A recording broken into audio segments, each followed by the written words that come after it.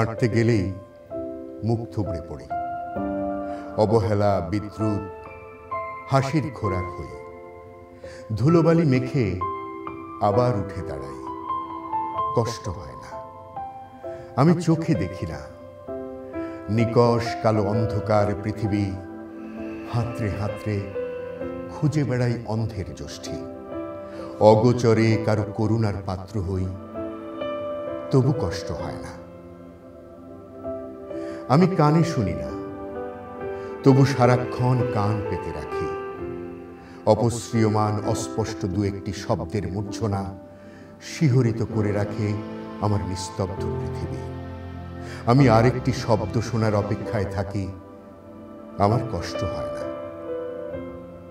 আমি হঠাৎ চেতনা হারাই, ব্যস্ত জীবনের ক্লান্ত সড়কে মৃতবৎ পড়ে থাকি। উদ্ভ্রান্ত চোখ, মুখে ফেনা কাঁপা হাত, কারো হাত ধরে আবার উঠে পড়ি, আমার কষ্ট হয় না। আমি কথা বলতে পারি না, একটি শব্দের সাথে আরেকটি শব্দ জড়িয়ে থাকে আপন করে, স্পষ্ট হয় না। যা চাই যা চাই না কিছুতেই বলা হয় না, তবু কষ্ট হয় না। আমি হাতে পায়ে বেড়ে উঠি, মনে বাড়ি না। পড়ে থাকি শৈশবে, বড় মানুষের খাঁচায় বন্দি ছোট্ট শিশু, আমার কষ্ট হয় না। আমি আমার জগতে সব সময় সর্বক্ষণ আপন মনে করি অবাধ বিচরণ। মনে মনে কথা, চোখে না তাকিয়ে এই কথা বলা, নিজের ভেতরেই বসবাস, নিজের ভেতরেই থাকা, তবু কষ্ট হয় না। আমার একটা নাম আছে, সে নামের সাথে জুড়েছে ভূষণ। Epilepsy, autism, Down syndrome, dyslexia, মিশে আছে বিদ্রুপ, কষ্ট, অশ্রু, বেদনা আর সবার থেকে আলাদা করার এক নিপুণ প্রচেষ্টা। তবু কষ্ট হয় না, রাগ হয় না, অভিমান হয় না। প্রিয় দর্শক, শুভেচ্ছা। আপনাদের সকলকে সাদর আমন্ত্রণ জানাচ্ছি চ্যানেল আয়ের পর্দায় ফার্স্ট ওয়াশ এখন কি চাইয়ের আজকের বিশেষ আয়োজনে। দর্শক, আজ ৩রা ডিসেম্বর আন্তর্জাতিক প্রতিবন্ধী দিবস। এবছর এই দিবসের থিম সমতা ভিত্তিক ও টেকসই ভবিষ্যতের জন্য প্রতিবন্ধী ব্যক্তিদের নেতৃত্বকে আরও জোরদার করা। আজ আমরা আলোচনা করব প্রতিবন্ধিতা নিয়ে বৈশ্বিক ভাবনা ও কর্মকাণ্ড এবং বাংলাদেশের নীতি, অবস্থান ও কার্যক্রম নিয়ে। আলোচনা করব পরিবর্তিত বাংলাদেশে প্রতিবন্ধী মানুষের ভাবনা ও প্রত্যাশা নিয়ে। দর্শক, আজকে আমাদের সঙ্গে কথা বলার জন্য দুজন বিশেষ অতিথি উপস্থিত হয়েছেন। Miss Nasima Akter, chairperson national council for disabled women. দর্শক, আমাদের সঙ্গে আরও রয়েছেন জনাব মোহাম্মদ মহসিন, প্রতিষ্ঠাতা ও অধিনায়ক Bangladesh wheel chair cricket team. স্বাগতম আপনাকে। Thank you. কেমন আছেন আপনারা? আলহামদুলিল্লাহ, ভালো আছি। শুরুতেই অনেক ধন্যবাদ জানাচ্ছি যে আপনারা আজকের এই আয়োজনে আমার স্টুডিওতে উপস্থিত হয়েছেন। থ্যাংক ইউ আপনাকে আমাদেরকে এই প্রোগ্রামে ইনভাইট করার জন্য। নাসিমা আপা, আপনাকে দিয়ে শুরু করতে চাই। প্রতিবন্ধিতা সম্পর্কে আসলে আমাদের সাধারণ মানুষ যারা রয়েছে আমরা তেমন করে হয়তো আলাদা করে ভাবি না, বা আমাদের জ্ঞানেরও সীমাবদ্ধতা রয়েছে। আপনি যদি আমাদেরকে একটুখানি জানান যে আমরা তো সাধারণত 6 ধরনের প্রতিবন্ধিতার কথা শুনি, যে দৃষ্টি প্রতিবন্ধী, শারীরিক প্রতিবন্ধী, শ্রবণ প্রতিবন্ধী, বাক প্রতিবন্ধী, মানসিক প্রতিবন্ধী এবং বহুমাত্রিক প্রতিবন্ধী, অর্থাৎ একই মানুষের যদি নানা ধরনের প্রতিবন্ধকতা থাকে। এর বাইরে কি কোনো কিছু রয়েছে? ধন্যবাদ আমাকে কোশ্চেন করার জন্য। প্রথমে আমি বলবো যে প্রতিবন্ধী ব্যক্তিদের অধিকার সুরক্ষা আইন 2013-তে যেটা আছেন সেখানে বলা আছেন যে প্রতিবন্ধী ব্যক্তির সংখ্যা হচ্ছে 11 ধরনের এবং অন্যান্যতে বলা আছে 12। মানে 12তে বলা আছে যদি কোনো ব্যক্তি মানে দুর্ঘটনা আক্রান্ত বা বিভিন্নভাবেই ক্ষতিগ্রস্ত হয় সেখানে সে 12 অনুযায়ী এটা করতে পারবে। আচ্ছা, সেগুলো কি কি এগুলোর বাইরে? এবং 12তে আপনার হইতেছে প্রতিবন্ধী ব্যক্তির আইনটা অনুযায়ী আছে যে 11 ধরনের। সেখানে আছে যে বাক ও শ্রবণ প্রতিবন্ধী ব্যক্তি, শারীরিক প্রতিবন্ধী ব্যক্তি, ডাউন সিনড্রোম, সেরিব্রাল পালসি, সেপি, তারপরে হচ্ছে যে শ্রবণ এবং বাক দৃষ্টি প্রতিবন্ধী, তারপরে হচ্ছেন যে আপনার ফিজিক্যালি এবং আবার আছে যে শ্রবণ এবং বাক প্রতিবন্ধী মিক্স করা আছে, বহুমাত্রিক প্রতিবন্ধিতা আছে। তো আইনে আসলে মূলত 11 ধরনের প্রতিবন্ধী ব্যক্তি আছেন। তার মধ্যে আপনি যে কথাটা বলছেন সেখানে শুধু cerebral palsy, CP, down syndrome এই ব্যক্তিদেরকে এখানে আসলে নিয়ে আসা হয়নি। আচ্ছা, আপনার যে কাউন্সিল আপা, এটা আপনি কতদিন ধরে চালাচ্ছেন, কাজ করছেন? প্রতিবন্ধী নারীদের জাতীয় পরিষদ হচ্ছে 2005 সাল থেকে কাজ করে বাংলাদেশে। আমাদের বাংলাদেশের 23টা জেলাতে কার্যক্রম আছে। আমাদের 111টা ওপিডি আছেন যেখানে প্রতিবন্ধী নারীরাই নেতৃত্ব দেয়। এখানে আমাদের কাজটা হচ্ছে যে সমতার ভিত্তিতে এবং অধিকারের জায়গাটাতে সুনিশ্চিতভাবে প্রতিবন্ধী নারীরা যেন উন্নয়নের মূল স্রোতধারার সাথে সম্পৃক্ত হতে পারে, সেই লক্ষ্যে আসলে প্রতিবন্ধী নারীদের জাতীয় সদস্য পরিষদ কতজন বা তথ্যটা আসলে কি, বাংলাদেশে প্রতিবন্ধী নারীর সংখ্যা কত? আমাদের আসলে মোট বর্তমানে আমরা যে অর্গানাইজেশনে, আমি যে প্রতিষ্ঠানে কাজ করি, সেখানে 10,652 জন প্রতিবন্ধী নারীকে আমরা সংগঠিত করতে পারছি। আমাদের দেশে তো আসলে আলাদাভাবে নারী প্রতিবন্ধীদের জন্য কোনো ডাটাবেজ নেই। সরকার একটা ডাটাবেজ করছে, সেখানে নারী পুরুষ উভয় ইনক্লুড করা। আমার মনে হয় আলাদা করে করারও প্রয়োজনীয়তা রয়েছে, যেহেতু নারীরা সব জায়গায় স্বাভাবিকভাবেই বৈষম্যের শিকার হন, সেই জায়গায় একজন প্রতিবন্ধী নারী যে সামাজিকভাবে এক্সট্রা প্রতিবন্ধকতা দেখতে পান, সেটা তো আসলে বলারই অপেক্ষা রাখে না। মহসিন ভাই, আপনার কাছে আসতে চাচ্ছি। আপনি এমন একটা কাজ করেন যেটা আসলে স্বাভাবিক সকল মানুষও করতে পারে না তাদের স্পোর্টসের জায়গাটাতে। সো প্রথমে অভিনন্দন জানাই আপনাকে।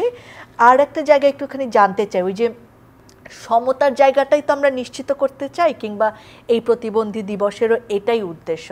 তো বাংলাদেশের বর্তমান সংবিধান তো আসলে সকল নাগরিকের সমান অধিকারের কথা বলে, কিন্তু আমি এখানে বসে সম্পূর্ণ সুস্থ অবস্থায় যতই বলি, কিন্তু আমি আপনারটা বুঝতে পারবো না। আপনারা কোন কোন জায়গায় আসলে বৈষম্যের শিকার হন, কি অনুভব হয় আপনাদেরকে, যদি আজকে শেয়ার করেন। ক্রিকেট খেলাটা আসলে আমি 2010 সাল থেকে বাংলাদেশে যে আমাদের মতো শারীরিক প্রতিবন্ধী ব্যক্তি আছে তাদেরকে নিয়ে শুরু করাটা, এবং আমাদের যে আসলে খুব ইজিলি ভাবে যে আমরা এটা করতে পেরেছি তা না, কিন্তু বিভিন্ন সময় বিভিন্ন বাধা বিপত্তি পেরিয়ে কিন্তু আজকের এই জায়গাতে আমরা মাত্র 32 জন প্লেয়ার নিয়ে শুরু করেছিলাম। এখন প্রায় 200+ হুইলচেয়ার ইউজার সারা বাংলাদেশে।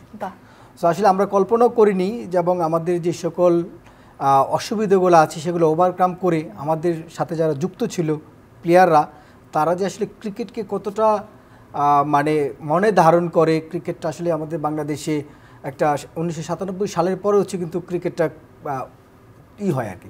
তো সেই জায়গা থেকে আসলে আমাদের মতো প্রতিবন্ধী মানুষরা যে আসলে ক্রিকেটটা খেলবে, সেই স্বপ্নটা নিয়ে কিন্তু আমি কাজ করি 2010 সাল থেকে। আপনারা তো ব্যক্তিগত উদ্যোগে শুরু করেছেন। জি, আমি ব্যক্তিগত।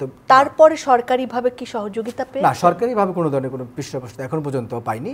জাস্ট 2019 সালে বাংলাদেশ ক্রিকেট বোর্ড থেকে 19টি স্পোর্টস হুইলচেয়ার পেয়েছি।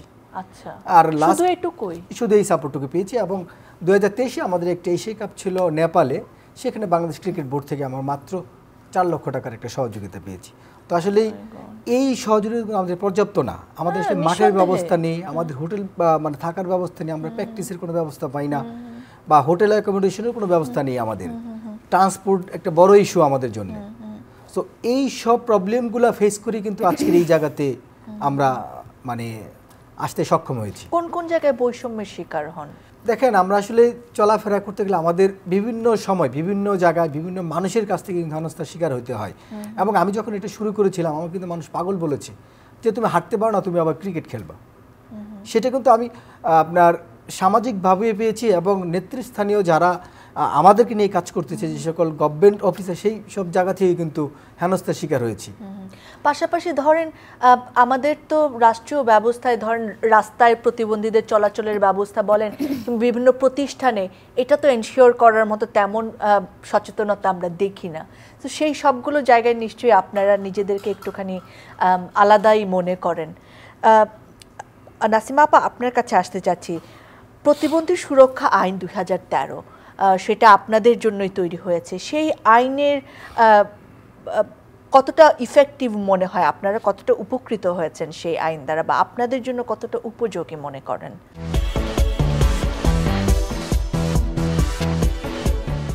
আমি আসলে শুরুতেই সরকারকে ধন্যবাদ জানাবো যে বাংলাদেশি প্রতিবন্ধী ব্যক্তিদের অধিকার সুরক্ষা আইন যেটি 2013-তে যেটা স্বাক্ষর করছেন, এটা আমরা মনে করি যে খুবই প্রশংসনীয়। কারণ এই আইনটা যদি না থাকতো, আসলে আমাদের কথা বলার কোনো জায়গায় তৈরি হতো না। তো এই আইনটার আলোকে কিন্তু আমাদের দেশে বিধিমালাও তৈরি কি হয়েছে। কি আছে যদি তো আমাদেরকে কয়েকটা বলেন। বিধিমালা আছেন, অ্যাকশন প্ল্যান আছেন, যেটাকে আসলে বাস্তবায়নের জন্য সরকার আসলে বিভিন্ন পদক্ষেপ নিতে পারেন ইমপ্লিমেন্টেশনের জায়গাটাতে। তো আমি যদি মনে করি যে আমাদের দেশের যে আইনটা, এই আইনটার আলোকে বাংলাদেশে 5টা কমিটির কথা বলা আছে, এবং জেলা কমিটি, উপজেলা কমিটি, জাতীয় কমিটি, ন্যাশনাল কমিটি, সমন্বয় কমিটি, এবং এই কমিটির কাজটাই হচ্ছে যে এই আইনটাকে তৃণমূল থেকে জাতীয় পর্যায় পর্যন্ত বাস্তবায়নের জন্য, এই আইনটাকে সক্রিয় করার জন্য তারা কাজ করবে। এবং বিভিন্ন জায়গাতে কিন্তু জেলা কমিটি, উপজেলা কমিটি, ন্যাশনাল কমিটি আছেন, থাকা সত্ত্বেও কিন্তু আসলে আইনটার আসলে প্রত্যক্ষ পরোক্ষভাবে বাস্তবায়ন হচ্ছে না। কারণটা হচ্ছে যে সরকারের কোনো জবাবদিহিতার জায়গা নেই, মনিটরিং কোনো সিস্টেম নাই, এই আইনটা বাস্তবায়ন করার জন্য কোনো বাজেট অ্যালোকেশন নাই, এবং যেখানে প্রতিবন্ধী ব্যক্তিরা প্রতিনিধিত্ব করবে ওই আইনটার আলোকে যে কমিটিগুলো আছে, সেখানে কিন্তু আইনে বলা আছে যে প্রতিবন্ধী ব্যক্তিদের তাদের কমিটিতে রাখতে অবশ্যই হবে, এবং ওপিডিদের কথা বলা আছে, রাখা হচ্ছে। তো এইটা আসলে অনেক জায়গায় যেখানে আমাদের কার্যক্রম আছে সেখানে প্রতিবন্ধী ব্যক্তি সংগঠনেরা, ওপিডিরা অন্তর্ভুক্ত আছে, যেসব জায়গাতে আসলে নাই তারা আদৌ এই কমিটিতে আসতে পারতেছে না। ভালো একটা আইন তৈরি হয়েছে, এটা আমাদেরকে সবাই মিলে যদি আমরা চেষ্টা করি আমাদের ইমপ্লিমেন্টেশনের জায়গাটাতে, আমার মনে হয় এটা আমরা একটা ভালো রেজাল্ট পাবো। কাগজি কলমে আমাদের অনেক ভালো উদ্যোগ আছে, কিন্তু সেগুলো ইমপ্লিমেন্টেশন নেই বলে আসলে সুযোগ সুবিধা যেগুলো পাওয়ার কথা সেগুলো আমরা পাই না। জি জি, মহসিন ভাই একটুখানি আমাকে বলবেন যে প্রতিবন্ধীদের সুরক্ষা, তাদের অধিকার রক্ষা এবং কল্যাণে যে সরকারের বিভিন্ন কর্মসূচির কথা বলা হয়, সেগুলো আসলে আপনাদের কাছে কতটুকু পৌঁছায় বা আপনাদের জন্য কতটা উপকারী? সমাজ কল্যাণ মন্ত্রণালয় বা যে সকল প্রতিষ্ঠান আমাদেরকে নিয়ে কাজ করতেছে, সেই জায়গাতে আসলে আমি মনে করি যে ওইখানে যদি প্রতিবন্ধী মানুষ যারা, তাদেরকে যদি সেই সুযোগ সুবিধাগুলো দেওয়া হয় পর্যাপ্তভাবে, তাহলে কিন্তু যে আমাদের সোসাইটিতে আপনাদের প্রয়োজনটা তো আপনারাই ভালো বলতে পারবেন। সেই জায়গাতে দেখা যায় যে আসলে আমাদের নেতৃত্বের অভাব। সময় বদলে যায়, কিন্তু সৌন্দর্যের সংজ্ঞা বদলায় না। রূপ বদলে যায়, কিন্তু আভিজাত্যের মানে একই থেকে যায়। ঐতিহ্য যখন আপন করে নেয় আধুনিকতাকে, তখন সৌন্দর্য ঠিকই খুঁজে নেয় স্যান্ডেলিনাকে। স্মরণের ছোঁয়ায় তোমার উপমায় বদলে দিলে যে আমার। স্যান্ডেলিনা সো, রূপচর্চায় আভিজাত্য।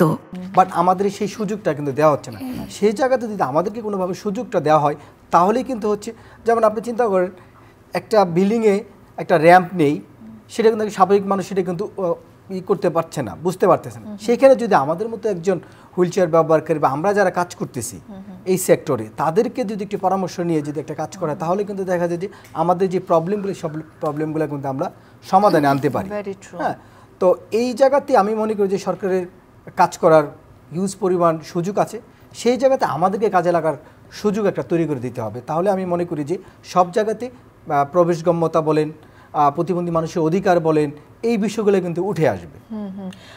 নাসিমা আপা, প্রতিবন্ধী ভাতার যে কর্মসূচি রয়েছে সেটা কতটা প্রয়োজনীয় মনে করেন আপনি?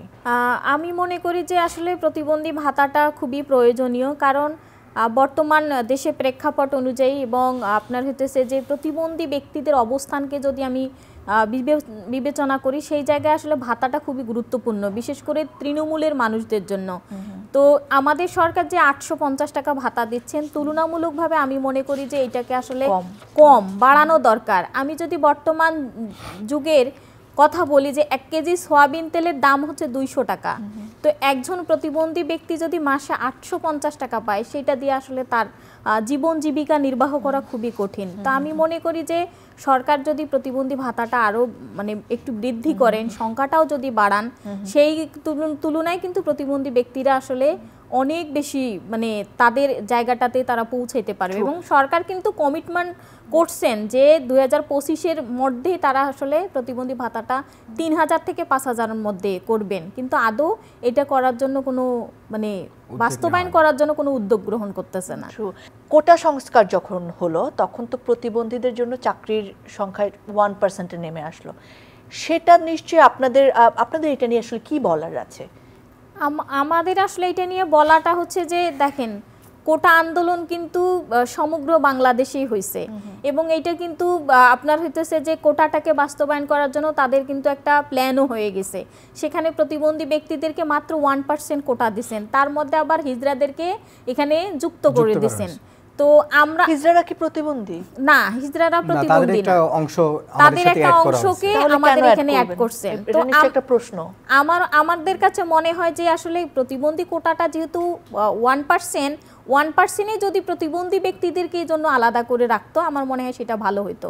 কারণ আমাদের দেশে বর্তমানে প্রতিবন্ধী ব্যক্তিদের শিক্ষার হার এবং তুলনামূলকভাবে গ্রাজুয়েশন অনেক প্রতিবন্ধী ব্যক্তি কমপ্লিট করছে, কিন্তু আসলে আলটিমেটলি তারা চাকরি জায়গাটাতে পৌঁছাইতে পারতেছে না। এক, কোটা; দুই হচ্ছে যে পর্যাপ্ত পরিমাণ তথ্যের অভাব, অনেকের আছে স্মার্টফোন নাই, অনেকে আসলে পাবলিক ট্রান্সপোর্ট ব্যবহার করতে পারে না, অনেকে আসলে তৃণমূল থেকে এসে যে জাতীয় মানে ঢাকায় যে জব খুঁজবে, এই যে একটা শেল্টার দরকার, সেই জায়গাগুলোতে আসলে প্রতিবন্ধী ব্যক্তিরা আসতে পারতেছে না। এই কর্মসংস্থানটা নিয়ে আরেকটু কথা বলে মহসিন ভাই, আপনারা যারা যুবক রয়েছেন অনেকেই আছেন যে সম্পূর্ণভাবে আপনি হয়তো অফিস ওয়ার্ক করতে পারবেন আপনি যদি শিক্ষিত হন, আবার অনেকে হয়তো আছেন যে তাদের যদি মানসিক প্রতিবন্ধী হন তখন কাজ করতে পারে না, তখন তাদের ক্ষেত্রে আসলে ভাতা বাড়ানোর ব্যাপার, কিন্তু ভাতা দিয়ে আসলে কখনোই কোনো মানুষকে সম্পূর্ণভাবে সক্ষম করে তোলা সম্ভব বলে মনে হয় না।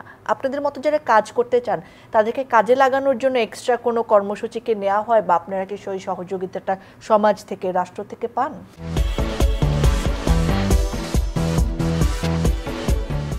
না, রাষ্ট্র থেকে গভর্নমেন্ট যে অফিস আদালতগুলোতে যারা আছে, যারা ছোটোখাটো জব করছে, তো সেই জায়গাতে আমাদের হচ্ছে অ্যাক্সেসিবিলিটি ইস্যুটা হচ্ছে সবচেয়ে বড় প্রবলেম। তো সেই জায়গাতে যদি কেউ চাকরিও পায়ও বাট তার সেই অ্যাক্সেসটা নেই, যেহেতু হচ্ছে র্যাম্পটা করা থাকে না, ওয়াশরুমের একটা ফ্যাসিলিটি থাকে না, এই বাধাগুলার যদি প্রপারলিভাবে করা হয় তাহলে কিন্তু আমাদের অনেক প্রতিবন্ধী মানুষ কিন্তু, প্রতিবন্ধী ব্যক্তিরা কিন্তু হচ্ছে সেই যোগ্যতা অনুযায়ী কিন্তু তারা সেই কাজগুলো করতে পারে। নাসিমা যে কথাটা বললো যে আসলে 1% আমাদের কোঠা রাখা হয়েছে, তো সেই জায়গাতে দেখা যায় যে আমাদের একজন ব্লাইন্ড বা একজন শারীরিক প্রতিবন্ধী ব্যক্তি যদি তার যে এক্সামের জন্য সে যাওয়া হয়, তার পরীক্ষা কেন্দ্রটা ফালানো হচ্ছে 3 তলা বা 4 তলায় বা 5 তলায়, তো সেইখানে একজন প্রতিবন্ধী বা ব্যক্তি বা একজন হুইল চেয়ার ব্যবহার করে কীভাবে যাবে? তো এই যে একটা প্রবলেম, সেই জায়গাতে যদি নজর না দেওয়া হয় বা সেই তার উপযোগী যদি তৈরি করে না দেওয়া হয় তাহলে কিন্তু আমরা সেই জায়গা থেকে বঞ্চিত হই। পাশাপাশি দেখেন নিশ্চয়ই সমাজেরও আরও একটু সেন্সিটিভ হওয়ার ব্যাপার আছে। সেই কোটা তো শুধু সরকারি চাকরিতে, কিন্তু আমাদের যে এত সংখ্যক বেসরকারি চাকরি, তারা কি আসলে আপনাদের জন্য কোনো সুইটেবল আহ্বান রাখেন কিনা যে আপনারা আসতে পারেন বা আপনাদেরকে আমরা নিব কর্মী হিসেবে, এরকম কি পরিবেশ আছে আমাদের? এখন পর্যন্ত কয়েক জায়গায় আমরা মানে অ্যাডভোকেসি করেছি। তো যেমন টিম নামে একটা প্রতিষ্ঠান আছে, তারা হচ্ছে কিছু সংখ্যক প্রতিবন্ধী ব্যক্তিকে মানে তাদের ফ্যাক্টরিটা হচ্ছে তাদের ওই হুইল চেয়ার ফ্রেন্ডলি এনভায়রনমেন্ট তৈরি করে কিছু সংখ্যক প্রতিবন্ধী ব্যক্তিদেরকে তারা কিন্তু চাকরির আওতায় নিয়েছে। সো আমরা চাই যে আসলে আর হিউজ পরিমাণ প্রতিষ্ঠান আছে, তারা কিন্তু ইচ্ছা করলেই পারে যে 5 জন বা 10 জন করে প্রতিবন্ধী মানুষকে ওই মানে অ্যাক্সেসিবিলিটি ইস্যুটা যদি ইনশোর করে তাদেরকে যদি জবের সুযোগটা দেওয়া হয়, আমি মনে করি যে আমাদের প্রতিবন্ধী ব্যক্তি ভাই বোনেরা যারা আছেন তাদের দক্ষতা অনুযায়ী একজন স্বাভাবিক মানুষ যেভাবে কাজ করে তারাই কিন্তু তাদের সাথে তাল মিলিয়ে কিন্তু সেই কাজগুলো কিন্তু কমপ্লিট করতে পারবে। আচ্ছা, এখন এই যে এখন কি চাই এই প্রশ্নটাতে যদি আসি নাসিমা আপা, এই যে পরিবর্তিত একটা পরিস্থিতি, সকল বিষয় আসলে সংস্কারের আহ্বান করা হচ্ছে, আওয়াজ তোলা হচ্ছে, আপনাদের পক্ষ থেকে সরকারের কাছে কিংবা সমাজের কাছে কি সংস্কার আপনারা জানাতে চান, কি জায়গায় আওয়াজ তুলতে চান? হ্যাঁ, আমাদের যেটা বলা সেটা হচ্ছে যে আমরা সরকারের কাছে বর্তমান প্রেক্ষাপট অনুযায়ী আমি যেটা বলতে চাই সেটা হচ্ছে যে আমাকে সমতার ভিত্তিতে বিবেচনা করা হোক, আমাদেরকে সেই জায়গাটাতে নিশ্চিত করা হোক, অধিকারের জায়গাটাতে প্রতিবন্ধী ব্যক্তিদেরকে সমানভাবে নিয়ে আসার সুযোগ তৈরি করা হোক। যদি না হয় তাহলে আসলে আমরা প্রতিবন্ধী ব্যক্তিরা আসলে পিছিয়ে থাকব, তারা সমাজের উন্নয়নের মূল স্রোতধারার সাথে আমরা আসলে সম্পৃক্ত হতে পারবো না। আমাদের দেশে আপনারা জানেন যে 3 ডিসেম্বর আন্তর্জাতিক প্রতিবন্ধী দিবস হবে, জাতীয় আন্তর্জাতিক প্রতিবন্ধী দিবস। আমরা আসলে এখন পর্যন্ত অন্তর্বর্তীকালীন সরকার যে আসছেন তাদের আসলে প্রতিবন্ধিতা ইস্যুতে এরকম কোনো অ্যাক্টিভিটি দেখি নেই। তো আমরা চাই যে তাদের কাছে আহ্বান জানাই যে এই বিপুল জনগোষ্ঠীকে পিছনে রেখে কিভাবে দেশ আসলে স্বপ্নের দেশ হয়, স্বাধীন দেশ কিভাবে হয়, আমরাও আমাদের জায়গাটাতে পৌঁছাইতে চাই, আমরা সমতার সাথে কাজ করতে চাই। আমরা একটা সমতার নাম ক্যাম্পেইন আমাদের আছে, যেখানে আমাদের সাইট সেভার বাংলাদেশ ইন্টারন্যাশনাল অর্গানাইজেশন লিড দিচ্ছে। তারাও কিন্তু ন্যাশনাল লেভেলে এই জায়গাগুলোতে কাজ করতেছে, পলিসি মেকারদের সাথে কাজ করতেছে, আইন ইমপ্লিমেন্টেশনের জন্য কাজ করতেছে। তারপরে হচ্ছে যে আমাদের যে একটা ককার্স আছে ডিজেবিলিটি, এইটাকে ইনঅ্যাক্টিভ, মানে এটা ইনঅ্যাক্টিভ আছে, এটা অ্যাক্টিভ করার জন্য কিন্তু এই ক্যাম্পেইন আমাদের কাজ করতেছে সমতার বাংলাদেশ। সেখানেও কিন্তু আমি চেয়ারপারসন হিসেবে দায়িত্ব পালন করতেছি। সেটাও একটা 20টা প্রতিবন্ধী ব্যক্তি সংগঠনকে নিয়ে এই ক্যাম্পেইনটা তৈরি হয়। তো আমার আহ্বানটা হচ্ছে যে আসুন, মানে আমরা সবাই মিলে কাজ করি, আমাদেরকে সুযোগ দেন। প্রতিবন্ধিতা কোনো বাধা নয়, আমরা বাধা মনে করি যে প্রতিবন্ধী ব্যক্তিদেরকে যারা আসলে মনে করে যে আমরা আসলে বাধা, আমরা আসলে নিজেদেরকে এটা মনে করি না, আমাদেরকে বাধা তৈরি করে দেওয়া হচ্ছে। এই দেয়ালটা যদি আমার উপযোগী করে তৈরি করে দেওয়া হয়, তাহলে আমি মনে করি যে আমি দেয়ালে অবশ্যই প্রবেশ করতে পারবো। নিশ্চয়ই, ধন্যবাদ আপা। সুন্দর বললেন আপা, অনেক ধন্যবাদ। মহসিন ভাই, একই কথা আপনার কাছে। সরকার বলেন কিংবা বিভিন্ন এনজিও, আইএনজিও, সমাজের মানুষ, সকলের কাছে আসলে আজকের এই বিশেষ দিন আন্তর্জাতিক প্রতিবন্ধী দিবসে কি প্রত্যাশা রাখতে চান? আমি যেটা রাখতে চাই, যেটা নাসিমা যে কথাগুলো বললো, নাসিমার কথার সাথে আমি একমত। আমি যেহেতু হচ্ছে স্পোর্টস নিয়ে কাজ করছি, ক্রিকেট নিয়ে কাজ করছি, তো সেই জায়গাতে কিন্তু আমরা আসলে সে প্রপার সুযোগ সুবিধাগুলো পাচ্ছি না। তো আমি চাই, যেহেতু বাংলাদেশ ক্রিকেট বোর্ড এটার ক্রিকেট বোর্ডের আন্ডারে যেহেতু আমরা ক্রিকেট খেলছি, তো আমরা চাই ক্রিকেট বোর্ডে যাতে করে হচ্ছে, আমি যেমন ইংল্যান্ড, পাকিস্তান, বাইরের যেসব কান্ট্রিগুলো আছে, তারা কিন্তু তাদের ক্রিকেট বোর্ডে একজন মানে স্পোর্টস পারসন বা যারা কাজ করতেছে, হ্যাঁ, এরকম ব্যক্তিকে তারা অ্যাসাইন করছে। তো সেই জায়গা থেকে আমি মনে করি যে বাংলাদেশ ক্রিকেট বোর্ড আমাদের মধ্য থেকে যদি কাউকে এখানে যুক্ত করা হয়, তাহলে আমাদের যে ফ্যাসিলিটিগুলো সেটা কিন্তু হচ্ছে আমি আমার কমিউনিটির মানুষকে সেভাবে সার্ভ করতে পারবো। এবং এই বর্তমান সরকারের কাছে আমার একটা আহ্বান যে আসলে আমাদের প্রতিবন্ধী মানুষকে কিন্তু পিছনে রেখে দেশ কিন্তু এগিয়ে যেতে পারবে না। আমরা চাই যে সম্মিলিতভাবে সবাইকে নিয়ে যেন আমরা সুন্দর একটা বাংলাদেশ বিনির্মাণে কাজ করতে পারি, সেই সুযোগটা যেন আমাদেরকে দেওয়া হয়। আমরা আসলে কারো করুণার পাত্র হয়ে থাকতে চাই না। যেটা নাসিমা বললো যে আসলে সমতার বাংলাদেশে আমাদের একটা ক্যাম্পেইনও চলতেছে সাইট সেভারের আন্ডারে। তো আমরা সেই ক্যাম্পেইনের থ্রুতে বিভিন্ন বিষয়গুলো কিন্তু গভর্নমেন্টের অনেক প্রজেক্টগুলো আছে, অনেক ফ্যাসিলিটিগুলো আছে, সেই বিষয়গুলো কিন্তু আমরা ওইখান থেকে কিন্তু শিখতেছি। তো সেই জায়গা থেকে আমি মনে করি যে আসলে গভর্নমেন্টের যেসব জায়গাতে আমাদেরকে সুযোগ দেওয়ার অপশন আছে, সেই জায়গাতে আমাদেরকে সুযোগ দেওয়া হয়, তাহলে কিন্তু সুন্দর একটা বাংলাদেশ আমরা প্রতিষ্ঠা করতে পারবো। সারাদিন ল্যাপটপ, ফোন আর অফিসের কাজ। আমি চললাম, তুমি থাকো তোমার কাজ নিয়ে। হয়তো তোমারই জন্য হয়েছি যে প্রেমে বন্য। আমাদের মধ্যে এখনো প্রেম আছে, জানি তুমি অনন্য, তাই শুধু তোমাকেই চাই।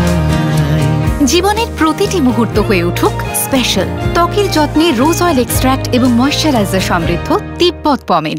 অনেক অনেক ধন্যবাদ আপনাদের দুজনকে আজকে সময় দেওয়ার জন্য, এবং এরকম দুর্দান্ত স্পিরিট নিয়ে আপনারা এগিয়ে যান, সেই শুভকামনা রইল আপনাদের জন্য এবং আপনাদের মতো প্রায় 32 লক্ষ মানুষ যারা বাংলাদেশে রইলেন তাদের সকলের জন্য আমাদের এই ভালোবাসাটুকু। ধন্যবাদ আপনাদেরকেও, চ্যানেল আইকে, যে আমাদেরকে আমন্ত্রণ করার জন্য।